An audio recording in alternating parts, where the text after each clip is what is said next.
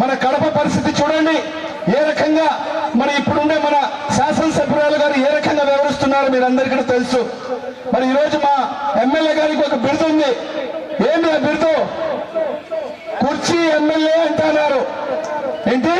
కుర్చీ ఎమ్మెల్యే అంటున్నారు. ఆమె ఎక్కడికి వెళ్ళినా కూడా కుర్చీ వేయాల్సిందే. ఎంత పెద్ద అధికారి అయినా కూడా కుర్చీ వేయాల్సిందే. ఆయన లేచి అయినా ఆమెకు కుర్చీ వేయాల్సిందే అంట. ఈరోజు కార్పొరేషన్ పరిస్థితి కూడా అంతే.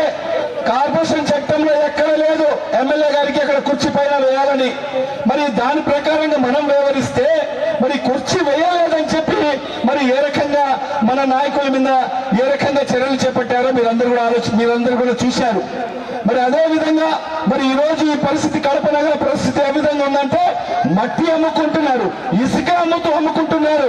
మరి ఏదైతే మన సంబంధించిన డాక్టర్లను వదలడం లేదు, మన మెడికల్ షాపులను వదలడం లేదు. మరి ఎవరైనా లేఅవుట్లు వేసినా కూడా కప్పం కట్టనే వాళ్ళు లేఅవుట్ వేసుకునే పరిస్థితి ఉంది.